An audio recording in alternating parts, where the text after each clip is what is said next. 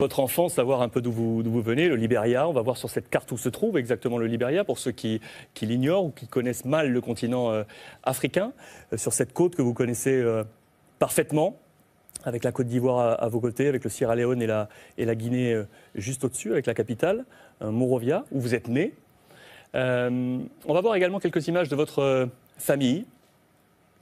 Où est-ce que vous êtes né? Dans quel contexte? Que faisaient vos parents? C'est votre maman qui est là? C'est ma mère. D'accord. Ça a été ma mère. Toujours ma mère, parce qu'elle est morte et on salue sa mémoire. Il y a 2 mois. On salue sa mémoire, Georges. Ouais, je suis né au Libéria, à Monrovia. Ma mère et mon papa, ils sont séparés. Et j'étais obligé pour rester avec ma grand-mère à 2 ans. Et j'ai resté avec ma grand-mère jusqu'à 19 ans. Et j'ai quitté le Libéria pour le Cameroun. Votre père était quelqu'un de strict? Bon, non, j'ai pas... Il voulait que vous fassiez du foot? J'ai pas vu l'occasion pour rester avec mon père parce qu'ils sont été séparés et il m'a donné ma grand-mère. Et j'ai resté avec ma grand-mère, mon père n'était pas là. Et je suis grandi dans la rue. Je sais, quand on grandit, les gens ils pensent tout le monde dans la rue, c'est des cowboys ou bad boys. Ma grand-mère était là et je crois que c'est à cause de ça aussi que j'ai pratiqué le sport. Parce que, comme un enfant en Afrique, si tu ne joues pas avec des amis, ils pensent à tu n'es pas capable de faire des choses. Oui. Mais pour moi, j'étais patient pour le football et c'est là on sort. C'est de fait, là, on va jouer tous les jours. Même si on ne mange pas, il n'y a pas à manger, on était content. Et je faisais tout ça. Et un jour, ça devenait plus difficile. Ma passé, c'était très difficile. Et moi, j'aime pas, comment ils disent en français, mettre des cassettes à l'envers. Le futur, pour moi, c'est le futur maintenant, parce que le passé, c'était très, très grave, c'était très mauvais. Un enfant qui n'a pas le choix, tout a été noir. Et aujourd'hui, je crois, tout on a fait dans notre vie, mauvais ou mal, aujourd'hui, on a compris, il faut passer par là pour être quelqu'un.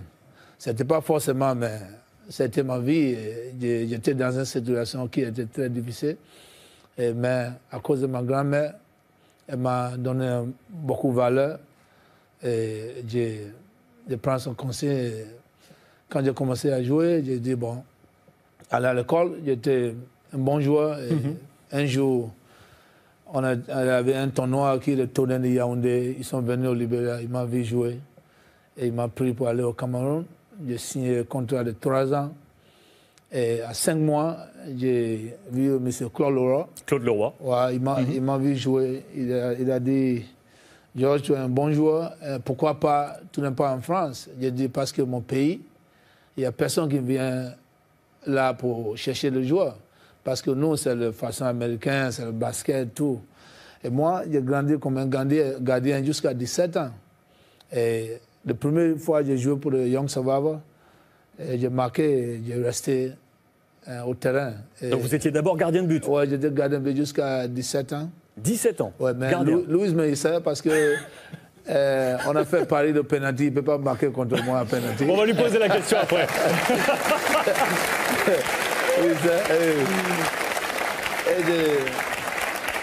Alors au Cameroun, j'ai vu un monsieur Claude Leroy qui était très gentil.